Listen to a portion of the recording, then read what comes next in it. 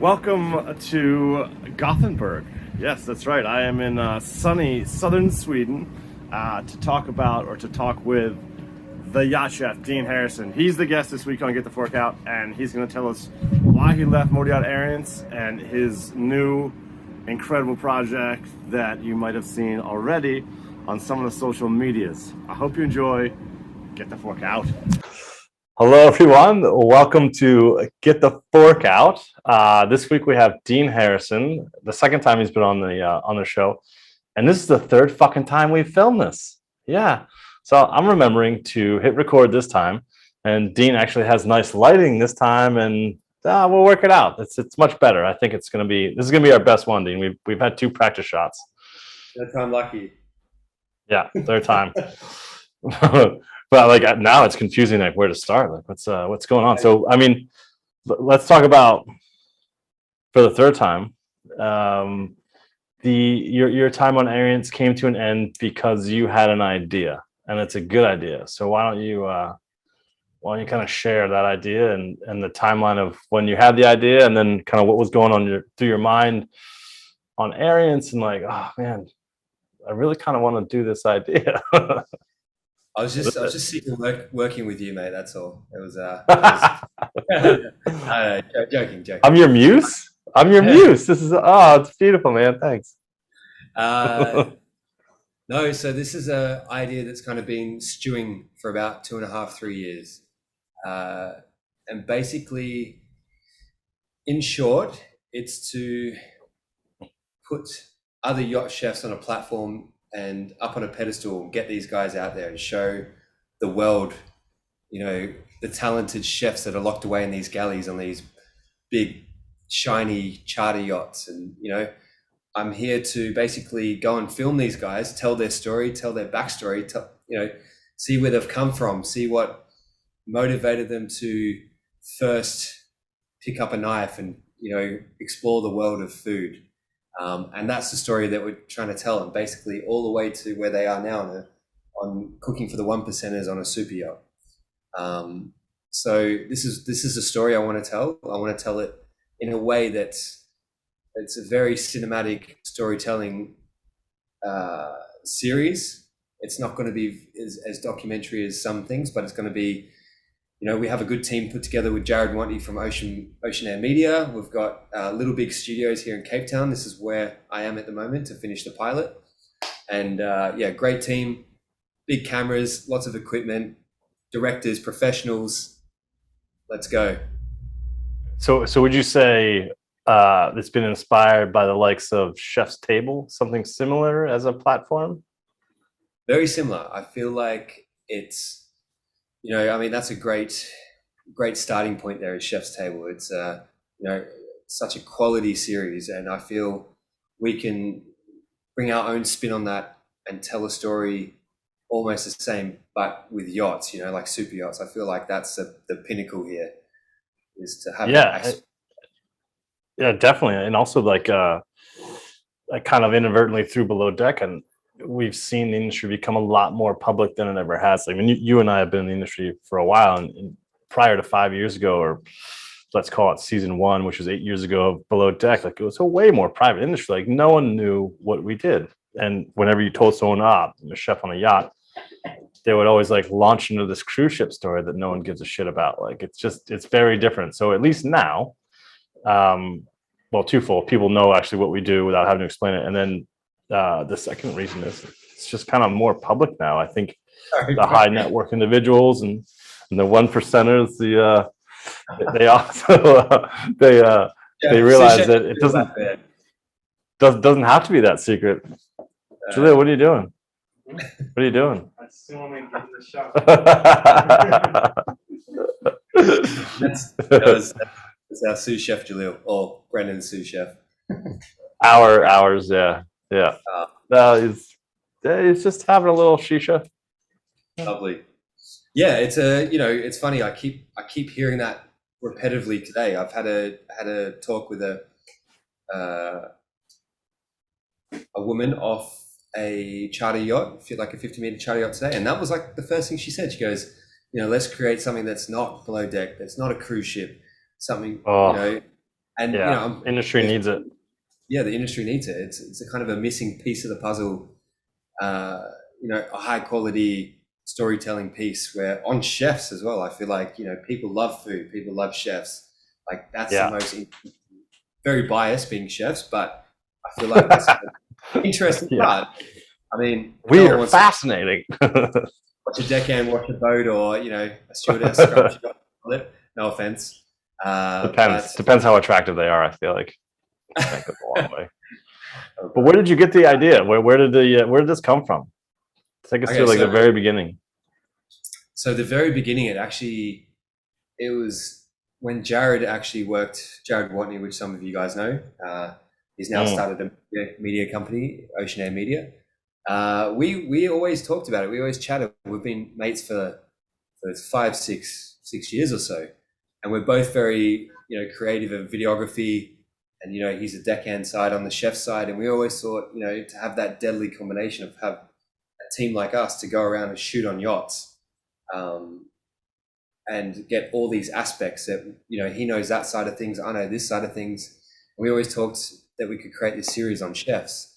And we must have manifested this because 1 month later, a director from LA, producer who's done Netflix, he's done Discovery, you know, some big stuff. He found my website, which I created in COVID, in lockdown times. I was locked down in West Palm Beach for 1 month in this place, and it made me focus on what I wanted. I created a website, I created food portfolios and all these things. Anyway, he found my website, contacted me, and just boosted it to the next level. So the idea, you mean, like boosted your idea to the next level? Yeah, well, you know, we're just like, he had that kind of expertise of what we kind of need to do. It was based on what Jared and I were going to create, but I felt like he just gave another, and he kind of energized it a little bit more and made it more serious, where we were like, shit, we could make a production from this. But COVID became more and more hard. He couldn't travel, we couldn't travel. It was just a very difficult situation for us to create a worldwide TV series on super yachts during that peak of. So that's where it all. Having someone like that, either you didn't say what the website was, but either he noticed the idea, if the website was about, or manifests the same idea. Like it gives you some sort of like kind of an extra push, like we're on the right track. I mean, this is a good idea. Yeah, exactly. And that's what it was. It was like, you know, for over a year we talked about it, we, you know, tried to make it happen. It just didn't come to fruition. So, you know, basically the last 6 months I've pretty much said, look, I'm going for it. Who's in? Let's go. I'm going to fund it. You know, worked on Arience the last 2.5 years, and I'm just like, it's every day it was just itching. Like I'm just itching to get this done. You know, like after 2.5 years. So it's something that I'm very passionate about. I know all the chefs in the industry. Their food is 100 times better than my food, but they don't get the exposure that I may get, you know, because of my social media presence. So I want to put these guys on the platform and show people, you know, there's so many talented people out there that I want to show the world. I respect the fact that you're just like, you dropped, like you have an idea that you're so passionate about. You're like, like conceptualize the idea with or without kind of the qualifying factor of someone from Netflix actually being interested in it. But then you're like, I can't think about anything else. Excuse me. I need to stop doing what I'm doing now in order to actually chase this dream, because it's kind of driving me crazy. So what I really respect about the separate from the idea is that you were just like, I'm doing this. Like I have to. Like you kind of don't have a choice, right? No, 100%. I was like, you know, in my mind, I was like, this is it. Let's go. You know, so yeah, it was just it's out of my control at the moment. Where I'm sure everyone that's working with me here is very annoyed. They're trying to relax and have Christmas holidays and New Year's, and I'm just like, I've got this chef, I've got this boat. They're keen, they're ready. The captain's approved, and they're just like, calm down. All right. But I just can't wait. I can't wait. Oh, that's great, man. So I can feel it, like knowing you for a year now and a little bit longer, without meeting you, is that I can just tell in you that this is what you're doing. And now, much respect, man. It's going to be awesome. It's going to be great, and you have my full support, backing, whatever you need. But what I wanted to ask you is, like, I think you've kind of already bit off chunks of this project. Like, haven't you? I think you've been to a yacht already. Actually, before that, maybe explain your partner in crime, like Jared, and what he's done, what he's doing, and how it kind of meshes with your idea. Yeah. So Jared's a YouTuber. He basically is one of the first guys that kind of pioneered behind the scenes yachting. He was documenting, I don't know, maybe 5 years ago, started about 5 or 6 years ago, maybe longer actually. Hundreds of videos on YouTube. He's been on the grind for this long. Basically, he's got to a point where he's left Arience and he started his own media company. So he basically goes to boats to promote the vessel. He does very interesting stuff. So most of you know that there's a charter video. There's companies that do these 40, 50,000 euro charter videos. They look great. Bullshit. Yeah, they look great. You're being nice. Yeah, they got models. They're boring. That's the thing. They're not interesting at all. They're a snoozer. They are. You can only watch so many of these charter videos where you're just like, okay, you know where this is going to go. And cool looking yacht, cool looking models, wicked. But so what? Where does the video go? It gets 100 views on YouTube or maybe their website, or they might book a few charters from it. Cool. That's great. Like, that's what it's there for. But we have the advantage to do exactly the same, switch it up a bit, where we're yacht crew. We understand the workings of the vessel. We understand, the crew. We understand what goes on with the vessel. So we're able to also reach an audience of 200,000 people plus with our platforms of YouTube and Instagram and TikTok and all these other things, which is, people are against it, but it's the nature of the beast at the moment, and you have to really either embrace it or you're going to be left behind, right? So yeah, I completely agree, and I want to talk about that point too, because I think it's a fascinating one about all levels of society. It's like even mainstream media, it's going that way anyway. But I wanted you to, like, what kind of reach does Jared have on what platform? What kind of reach do you have? Because that is kind of what you're selling. Besides the product, it's like, okay, well, we're going to make you a kick-ass video that's going to look way better than any of these production companies can do without actual yacht crew doing it. But then you're going to tack on some pretty prolific reach on top of that. So it's a guaranteed sell, I think. Sorry, went off at a tangent there. But basically, Jared's, he's going to come along and kind of create what he's creating as well. Behind the scenes of creating these chefs episodes. So we're going to make a high quality cinematic chef episode, and then Jared is also probably going to tag along and kind of hype that episode up, promote the vessel, promote the charter yacht, promote the chef, the crew, all do his thing. And he's got a reach of 170, 180,000 YouTube subscribers. That's massive. Yeah, it's massive. Like, for a specific niche like this, is pretty big.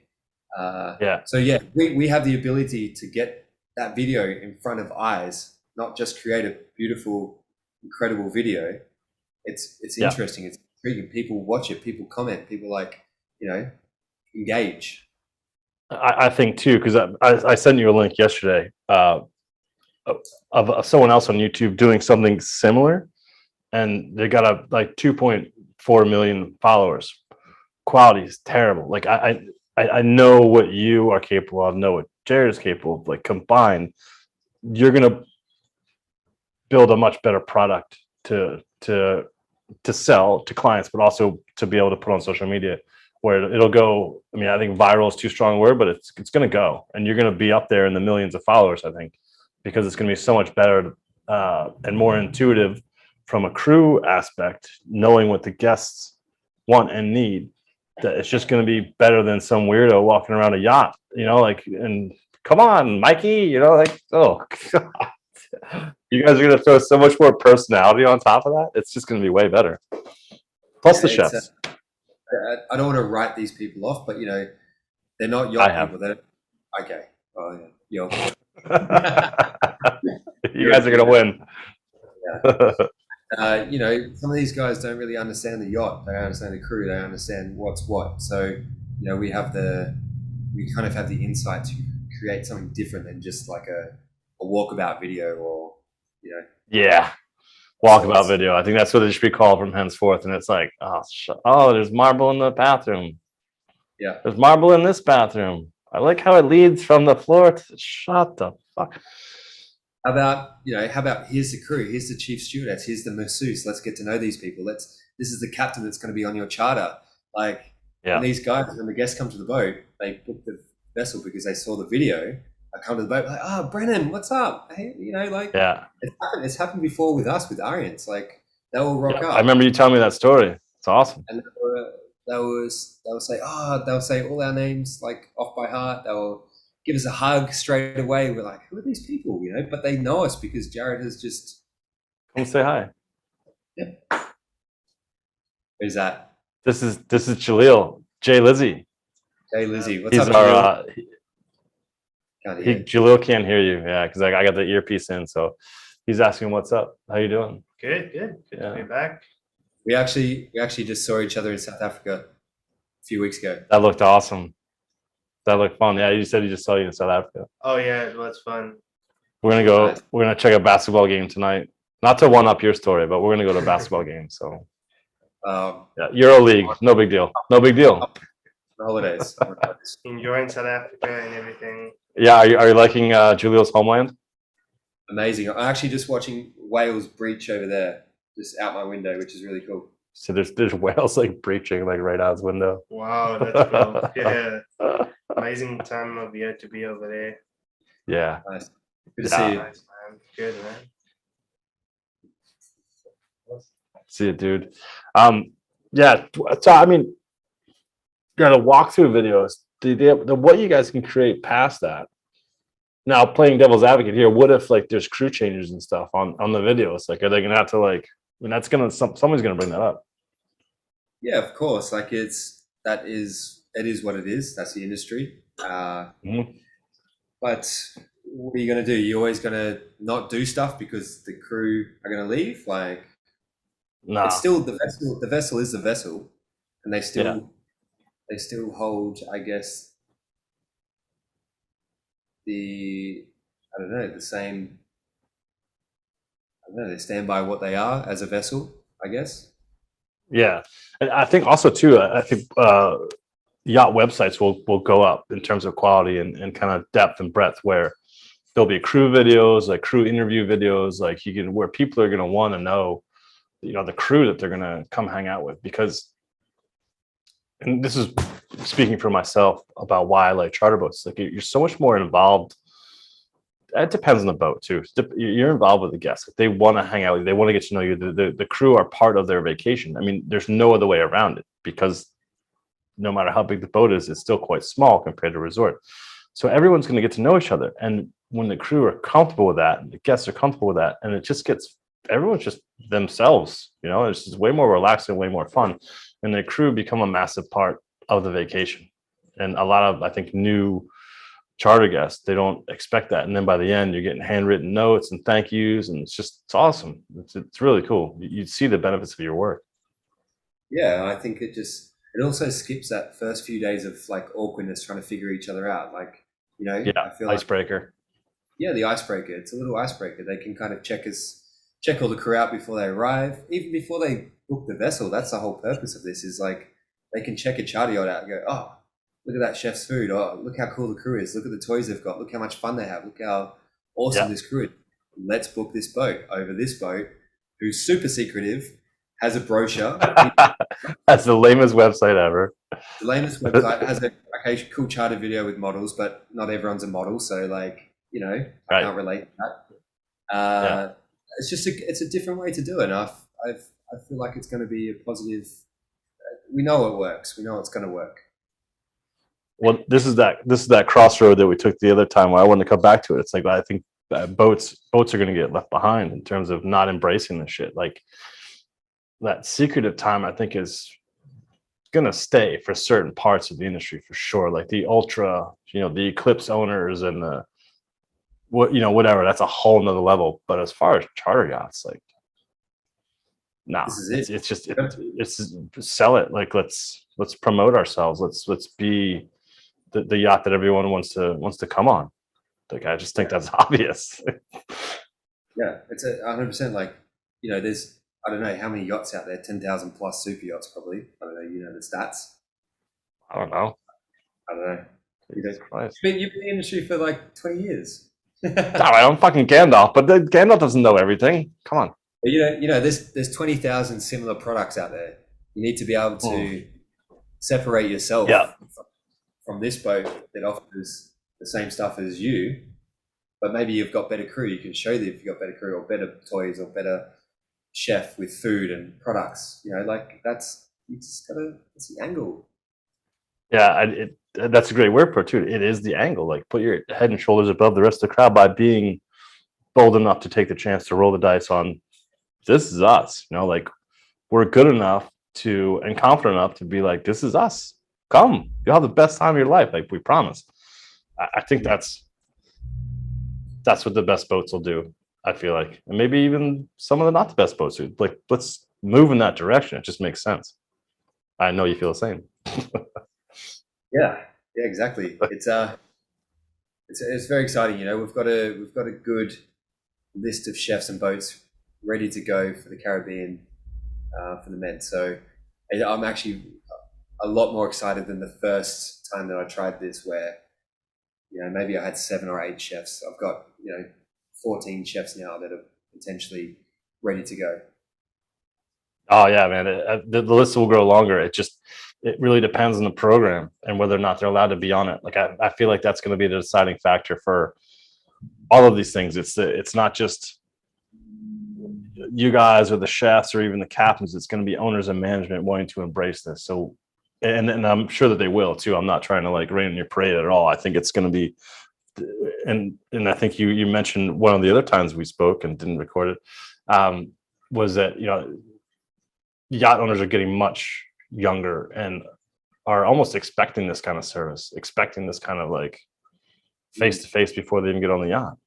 Like, why would? Yeah. Super interesting. The project that we just did with Jared, the owner pretty much runs the Instagram account. Like, that's the like that's what it is. It's making that switch at the moment from the older generation, generational almost. Yeah.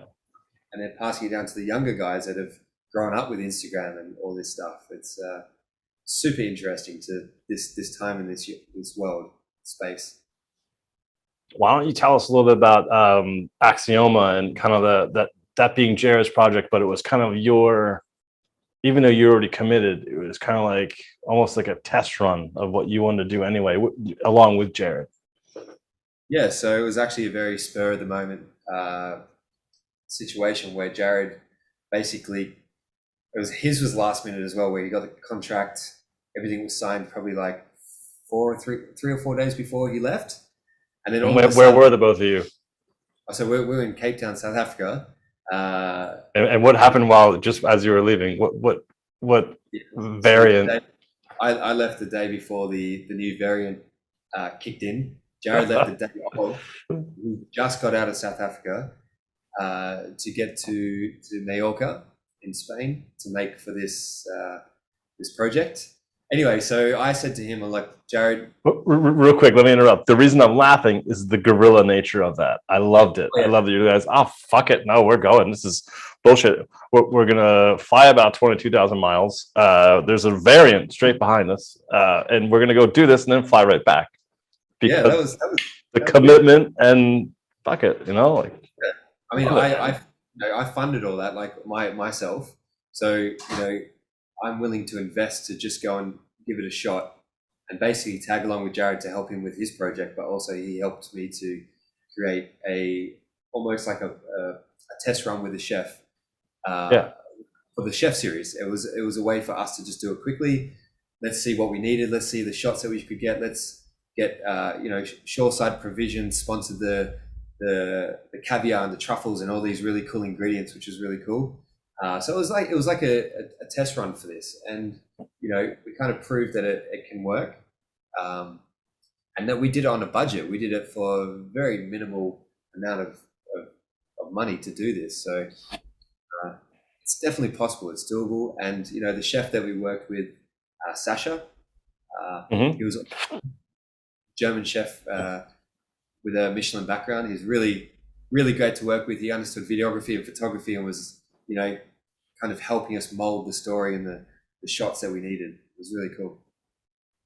I'm going to ask you a question, but I'm going to leave the screen for a second. I got to open the door. So you talked about a couple of sponsors, and I think like that would be. I'll leave the door open. Oh man. Yeah, and the door doesn't stay open either. Yeah. All right, door's open. Yeah, so like, so you mentioned a couple of sponsors, but I think that's going to be key because in the future, like you guys are going to have like all this exposure. I'm confident that you guys are going to get exposure for any of these entities, whether they're provisioners or anything else inside the industry, that could just, yeah, I just think it goes hand in hand. You know, you could even get stickers on yourself put on the chefs like NASCAR. You know, like jokes. That's a great idea. Yeah, why not?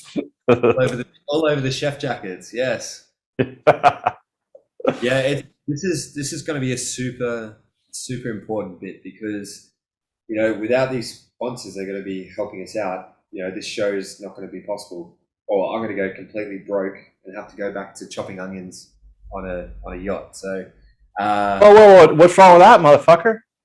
I still do. Come on. I've got a bad back. Got a bad back. Oh, whatever. Like half my age. Yeah, it's fine. Honestly, my back's getting so much better since I left. Do you know what? I got a theory about backs on yachts. Obviously, they're bad in restaurants too. It's the under-counter dishwashers. So every galley design, they don't go in there. There's always push-throughs. And I've worked out like the cubic like meterage. It's not that much more for a push-through, and it saves your back because that's the busiest part of the galley is a dishwasher. You crack up. You crack up. Tangent. What? The amount of space that you used to like have these conversations in your head, it's incredible. I don't get it what you're saying, but I think it's a compliment. Anyway, yeah, sponsors would be cool. Like I think you need a massive. Your biggest expenses are going to be travel and lodging for sure. I think you need a big. It doesn't even have to be an industry travel agent, does it? I mean, that'd be helpful, but it could be anyone really. We want to. Your exposure is big enough. Yeah, like we want to stick to the industry. We want to stick to the people that we've worked with in the past as well. You know, the people that I've used, the people that I've stayed connected with for the relationships. I want to give back as well as, you know, show all these incredible businesses that don't get the platform. You know, they don't. Some of them have just got a few hundred followers, but they're incredible companies that do some of the craziest things that you've ever seen. So I want to show them off as well. As just as much as, you know, vice versa. So you know, provisioning is like the first most easiest answer. That's the best way to incorporate into the show. But you know, you've got uniform companies, you've got wine companies, you've got travel. Like we could name them because we can pitch already. Like Liquid Yachtwear, Onshore Sellers, Tommy Baldwin's, Shoreside support. I just think that it's all right there, and it'll be mutually beneficial. Like clearly, I think. Yeah, I mean, we've already got a few people that are just like, yep, whatever you guys are doing, they kind of trust. They trust the process. They've seen what we've done. They've seen what Jared's done. Now we've got an exceptional production company here that's just like going to up absolutely everything that we've done in the past. It just makes sense to get involved, and I want to reward the guys that get involved early and give back for when this really just blows up. I think it will too. And I was just thinking, I don't know if I want to tell the story because it's going to be too long and too boring. But basically, I approached BMW for sponsorship at my very first motorcycle trip. They said no because there was no history of me doing anything like this. But you and Jared have history. Like you can just see it. It's right there online. And I think that people already know the kind of have an expectation of the levels they're going to get in terms of quality and entertainment value from the two of you. And I think that's why it's going to be an easy sell to any sponsor. You just slide a piece of paper in front of like, hey, this is what we need. Can you help us out? Yeah, exactly. And like not even thinking of this, but we're doing it for free. Like we are doing this for free to start with to get the first season. For now. Yeah. No, exactly. Yeah. It's gonna, but the thing is it it could switch up to a point where people are going to be paid to be on this platform where everyone can come see charter vessel. If you're not here, you're not the boat, so so I think that's a big selling point there is, we're not here to put the vessel out. We're not here to take over the vessel for 7 days and do some crazy shoot. We're here to document the chef and film the galley, and we're not here to interrupt the schedule of the vessel. Yeah, and that's why being crew, the two of you, you're going to know the scheduling, the inner workings of the yacht, how to not be intrusive, how to just get in there, like have your shot set ready, your list going, and just hammer it through. And because you and I both know how busy these boats are, but basically for those that don't know, there's a summer season, which is crazy. It's by far the busiest season of the year. And then you have the winter season, which is basically the holidays, some in the Caribbean, sometimes starting in Thanksgiving and going into like February, March, and that's pretty much over. It's way easier than the summer. Then the gaps are some sort of yard period, either on the East Coast of the US or in the Med, pretty much anywhere. And then there's travel time. So, and I think what you did on the clips I saw of you on Axioma with Sasha and Jared was you were trying to do the behind the scenes, kind of like, look, even when there's guests on board, like this is nonstop, and it is nonstop. And you and I have both been back-to-back charter season chefs where there is no one to rotate with, and there's just like, well, you get a little bit of free time. Okay, when the boat's crossing or whatever, and then you come back and your department's fucked because there's only one person in there and there's no prep done, and there's 30 contractors, and now your sous chef is burnt out already before the season even starts, and it's just hectic. So I do think that's and I think that's more to what Jared's doing, is that's a great angle, just to be like, it's not justifying. That's why I kind of want it to be, but it's just transparency. Like, look, it isn't all roses. Everyone thinks it's like, oh, you just fuck around when there's no guests on board. It's just, I wish. Yeah, it's just as busy. So yeah, I mean, we know that, but this series with Axioma will show that. It will show how busy, spending millions of dollars in a 4-week period just to. What were they doing? So did a lot of teak, did a lot of just heaps of repair jobs, just the standard. But they were finishing the Med season, doing some work here, and then getting ready to cross the Atlantic, right? Correct. So hopefully the second part will be Jared and myself in the Caribbean, documenting them getting ready for charter. So it's going to show both sides. Yeah, that'd be wicked. Yeah. Showing the repairs or whatever they fixed or upgraded, and see the chef again, like the chef be prepping for the season, and that would be epic to see. Like obviously everyone would love to see the cooking for the guest part, but like also just the massive prep part. Like what happens? Like what do you get ready for? What do you freeze? What do you dry? What do you ferment? As we know, there's not many people out there that show all that. Like, I show some stuff. You did, yeah. But very minimal, very quick. Nina is probably the biggest on YouTube with that stuff. On YouTube, yeah, correct. She's awesome. But really, to have somebody there to just follow you and document the whole situation, that's it's never happened before. Without having to do it yourself like you did, it'd be way easier, way more fun. It's just hectic. Yeah. No, I think everyone. As it goes with your stories, when they talk about you, they're like, I don't know how he found the time. And I'm like, well, he just took his hand and grabbed a phone and probably got his phone dirty and filmed it for 3 seconds and then whacked it up on the taped it to his head, whatever it took. But it's gripping shit because it involved everyone, and like yacht chefs loved it, and then also like just kind of pedestrian people, that pedestrian chefs or just home cooks were like, that looks. It was inspirational to a massive group of people, not just yachties. I think that's the appeal I see.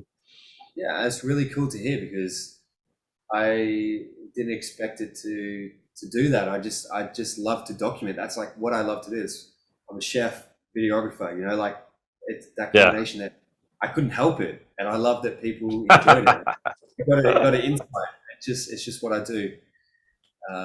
So And what wasn't that part of your stipulation for joining Arience? Like, wasn't that part of like tell that story? I think it's a good one. Yeah, so it's a bit of a long story, but basically, old Capitan Dino, which you all know, he came to the back of my old boat in Mallorca and just yelled for the chef. He's like, "Where's the chef?" And I was like, I could totally see him doing that. Yeah, exactly, yeah. So no dramatic. fucks given. That's No, awesome. I love it. The captain was there, all the crew were there, and I just looked. I was like, "Holy shit! What did I do?" I thought I was like a drunk night out or something. Like I did something bad. Anyway, went to the back of the boat, talked to this guy in like civilian clothing, and I was like, "Who are you? What's up?" He's like, "Look, I want to invite you to work on. I'm going for 2 jobs. I want to invite you to work on the boat if I get the job. It's a 60 meter and a 75 meter." And I said to him, I was like, "Sure. Let's talk about it. Let's go for a drink later and have a chat. Make sure you're not a serial killer or whatever." So we went for a beer, had a chat with him. Saw he was pretty serious. Checked his credentials. Right. And about 2 weeks later, we get a call, and he goes, "All right, got the job on the 60 meter. You ready? Let's go." So, yeah, but I think you're leaving out important parts. How did he find you first off, and then why? How to connect those? Sorry, I skipped a few. So yeah, he followed me for about a year before on social media. He kind of watched my, I guess, the way that I worked, the way that I planned, the way that I did food, the food that I created. He saw all of this. A captain was watching me this whole time. I had no idea. And basically, he based it off all of that. He based it off, he could see the kind of person that I was through social media and my stories. And that was enough for him to come to the back of the boat and call me out and take a risk. It's such a Dino move. It's such a baller move. I love it. Such a baller move. Love it. Hey, I'm going to poach your chef. I'm just going to fucking take him. Yeah, where is he? Love it. It was really cool. I was in a bit of a rut. I was in yard. I was hating life. So it was like the hand of God just pulled me out of the shithole and put me on a 60 meter. Too far. Too far. He's not a god. No, it's too far. No, yeah, too far. Can we cut that? Yeah, look, I'll edit that out. No, we'll leave it. That's awesome though. What a great story though. What a great way to like. And now that knowing Dino too, I could just see him doing that, man. It's fucking hilarious. I love the boldness of it. I can't reiterate enough. I gotta know that part of the story. I didn't know he just went to the back of the boat and took you.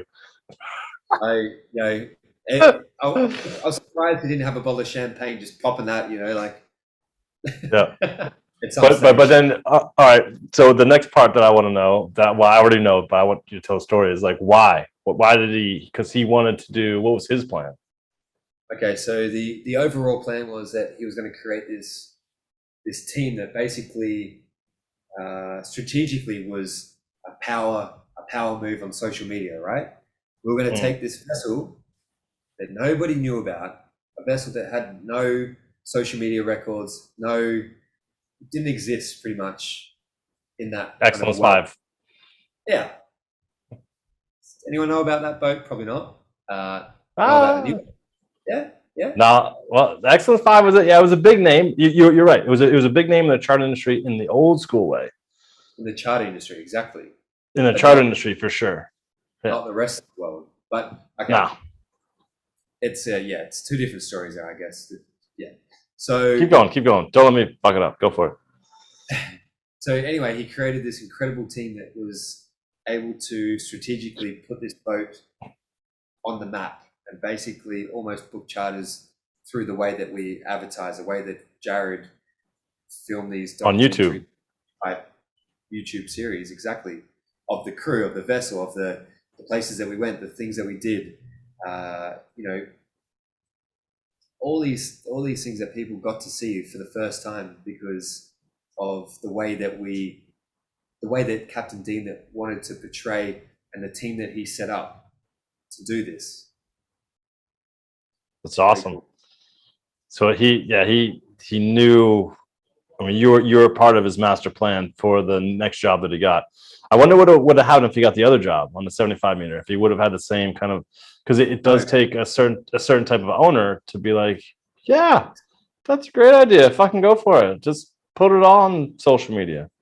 Well, Cool. it was actually a 75-meter private yacht. So, Oh, could you imagine if it went that way? it easily could have. Yeah, Yeah, easily could have. But yeah, we had a boss that was willing to take this risk, and I'm pretty sure it paid off. Yeah, we just did back-to-backs all summer. So, and if it wasn't for COVID, we would have been back-to-back for 3 seasons or 2 seasons before that. Yeah, we literally took it straight from America to Europe, did charter shows, and literally booked out the whole summer. The boss couldn't even book us. Yeah, I mean, and I don't know, but I think he was happy to just make that cash, which is wow, it's great. Good owner too. I don't know if he's gonna watch this, but good owner. Because it's like, I mean, whatever we need, we get. Like Arience gets hooked up. You know, it's like I think a lot of charter boats are kind of skint, and I think this is gonna sell. What I'm about to say is gonna sell the boat too, but it's true. It's like no, the boat gets looked after. Like money's no object. It just gets. If it's broken, well, upgrade it or fix it perfectly, and then where a lot of times a lot of charter boats just get ridden hard, put away wet, and they're fucked. You can just see it. Yeah, I think yacht crew can probably see it more than charter guests, but that's what's great about Arience. It's still pretty polished after all this time. Yeah, you're right. It's really good to see. It's a fresh breath of air when you need equipment to work with to be the best chef you can where you are, and it's you're getting approved for this stuff. It's quite nice to deal with a boss like that. Yeah, totally. Too bad you're gone, man. It's too bad you're gone. Sad, but hey, I could be back. Stand by. Whoa. Just briefly. Yeah. I know all about that. I'm not really happy about that. But I'm not gonna go anything. Not gonna go there. Not gonna go there. Yeah, man. So you kind of dabbled in the project already with Axioma, and it only solidified things. And I think you told me the other day you had a bunch of chef interviews. So you've kind of done like phone interviews, or I imagine Zoom interviews. And then, so what's the plan now? You're gonna head to the Caribbean? Like, what's the plan? So we talked to chefs. We built their stories. We talked about which is incredible to really dive into these guys. Like, some of them are from Sweden. What's that? And girls. And girls, yeah. Sorry, guys and girls. Yeah, sorry. Yeah, like some of these guys grew up in Sweden in like these little houses by the lake, and they foraged for berries and like fished the lake and cooked them with their mum and made bread. Like there's just so many like deep stories here to tell. Anyway, awesome. So incredible. All walks I'm hungry now. So we've built their stories. We've had the director basically sit in on these interviews, and he has built we don't want to tell the same story, basically. We want chefs with all these different types. I think that'd be hard to do. Yeah. In this industry. Yeah.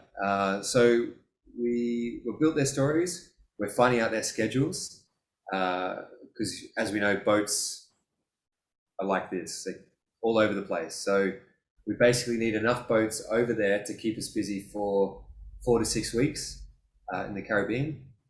So then we can kind of pick and choose when the boats are ready. We're not there to say, give us this slot. we're like, all right, you guys ready? Let's go. Yeah. So How much time do you think you'd need to do each chef? Like just ballpark. Like if there was no other the kind of external fuck ups where no, we gotta get provisions, or what time do you need to film this stuff? I maximum 2 days vessel use, like actually on the vessel, 2 days. Yeah. Like that we could get it done. But also, you know, we're ready to step it up and like follow these guys to potentially to, you know, Sweden where they grew up. You know, that's the kind of what we could do. So there'll be, you know, some days there and days there. So something that connects the story. Like this is who this chef is. Exactly. So probably, you know, 5 to 7 days. Yeah, total. But the vessel use is the important part. That's what I was getting at, because that's the hardest part to get. But to not interrupt the whatever the boat's doing and their timeline, which is that's the crux. That's going to be the hardest part about what you guys are going to do, is finding that time. To go to Sweden is easy. You can do that whenever. But to get that boat scheduled time, downtime, and to be able to film, that's going to be the hard part. Yeah. Doable. Totally doable. Yeah. I mean, it's about the chefs, right? It's not totally about the boat, you know. We're able to show as much as the boat as the guys want to, but really it's like, yeah, it's about the chef. Yeah. Yeah. Oh, sounds awesome, man. Yeah, I hope to be on it one day. One day when I grow up, I want to be on your show, Dean. What would you do? What's your sell it? Wow. Well, I mean, the yacht thing is the easy part. I think that's going to be the, for lack of a better word, samey part of what you're about to do. It's the B-roll, it's the story. And then I think for me, obviously it could be culinary school, it could be best restaurant in Boston, it could be Relais Chateau in the Florida Keys, all good stuff. But I mean, for me, connecting the food, it's been the motorcycle trip that I've been doing for 15 years on and off. Like that's a mind blower for myself. There's no culinary school could have even come close to what I've learned on those two wheels going through hectic countries. So that's it. That's my pitch, man. Short and sweet. Done. Sold. I would have told you that's what the selling point would be. You know, like we've traveled around on this motorcycle in these remote places that people don't get to see. You're in a village eating pad thai or whatever it may be, a curry. Bugs. Yeah, like bugs and all this crazy stuff. And I feel like you take some of those recipes from your journey back to the yacht to cook for these. Tell a story. Yeah, exactly. I think it's great. It's cool, man. Nah, it's been shit hot. It's been really fun. But anyway, this is a podcast about you and your project. But yeah, that's my short pitch. One day it'd be cool. I would love to do that. I know it'd be so fun to. Nah, fuck it. We'll do another podcast about that sometime. But it's a great concept, man. So you're gonna go. Obviously, you kind of have to be. In my mind, you got to be at the beginning of the seasons, at the end of seasons, except for the winter because it's kind of loose. But a charter boat in the Med is fucking nuts. Like it really is. So you'll be there in the. Yeah. Well, we hope to get the chefs before they're completely burnt out. So. That's a valid point, though. Yeah, at the end, he's gonna be like, "I don't care. I don't give a shit. I just want to be off." Yeah. So yeah, it's really going to be experimental for this first season. We're just going to have to take it as we're going to have to get the shots when we can get the shots. We have to get the chefs in there wherever they are in the world at the time. We're just going to have to. Yeah. Is what it is. We'll see with COVID too. I feel like that there's that little gap between the Cannes Film Festival and the Formula One in Monaco where people aren't booked back to back and they're kind of ready to go, but the season hasn't quite started yet. Yeah. But yeah, if you talk about July, September, forget it. Everyone's going to be like back to backs. All right. They won't even want to do it, even though they do want to do it. They just won't. They're like, oh, I don't care. Yeah, exactly. But yeah, even like some of the chefs that live in Europe or whatever, or from Sweden or from Spain or Italy, Man. you know, that could be the time to follow them after the season back home to tell that rest of the story. So this could be a year project. Well, I hope it's fucking 4-decade project, to be honest. Like, I just think it's really cool. I'm picturing in my mind Chef's Table and all the kind of the shoots they do at the restaurant, which as a chef, they're amazing. I love it. But instead of a restaurant, it's going to be a super yacht galley. There's going to be amazing kind of vistas and views around the yacht. And then the parallel to Chef's Table is like, you're going to go back and you're going to go to the chef's garden where she grew up, and she's going to be picking a tomato and just eating it off the vine and connecting with her youth. And like, dude, it's going to be, I think, more interesting than Chef's Table. Especially, yeah. It's got that other aspect. It's got that the world that people don't get to see. So it's got that pirate vibes, man. pirate vibes. Exactly.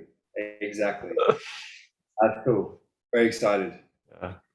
No, man, I'm excited for you. And thanks for doing a little visit to my little podcast here, bro. It's always good. You were the first one and you're the first repeat. So it's just been I just think it's exciting what you're doing. I was really happy to have you back, and just to, even the questions that I didn't know, to be able to talk about it, and so everyone else. So I'm sure is curious, like, what, what's the yacht chef doing? Like, where'd he go? He was on Arience. He was doing good, but he's got an idea, folks. He's got an idea. Someone said I have to change my handle because not on a yacht. Just, I'm not cooking. Tell that person to fuck off. Yeah. You're the yacht chef, bro. Exactly. Yeah, definitely. Keep the handle. You know it's a good handle. I did take the mega yacht chef though. I have that. Did you? Yeah, it was open. I snagged that thing. Yeah, I haven't done anything with it. Get on a mega yacht. Yeah, I think they're smaller than super yachts, aren't they? Are they? Forget how it goes. Yeah, it's a weird cut up. We're actually, I think, on a giga yacht. It's weird, man. It's not nice. Giga yacht sounds like storage unit. Yeah. Yeah. I got a 40 giga yacht drive. All right, good for you. Shut up. Sick, man. All right. Well, it's been a pleasure, my friend. Thank you for being on Get the Fork Out, and I'm sure we'll have you on again, because we're all gonna be like excited for you and glued onto what you're doing. It's yeah, stoked for you, brother. Yeah, thanks for coming on. Appreciate you having me. Have a good one. All right, homie. See ya. All right. I hope you liked that episode of Get the Fork Out. The Yacht Chef. What do you guys think about that project? I think it's going to be a banger. I think whatever Dean and Jared do together is gonna win, and the industry is going to be excited with those two creatives get up to. Stay tuned for more on that story for sure. Put any questions in the comments. Don't forget to like and subscribe. It helps the algorithm. You know the deal. None of this costs you anything, but helps me out. Thank you. Next, another cool guest on galley refits. This guy is a specialist. Sorry, my hands are shaking. I just got done at the gym. Galley refit, Dirk Matje, and he is. I'm gonna put this down because my handshake is annoying. Yeah, he does galley refits professionally at a super high level. Some of the biggest yachts in the industry, some small ones too. He's got unique insight for chefs, engineers, and captains. Like this is a skill set that I think we should all know if we're have the unique opportunity to get a refit, to be in charge of a refit, to budget out a refit. Like I know my first one, I was nervous and knew nothing, and there was no resources to rely on to find. So here are some resources. This is I guess Dirk and I's way of just helping out the community. I hope you guys like that episode with Dirk Matje. Next week on Get the Fork Out. Boom.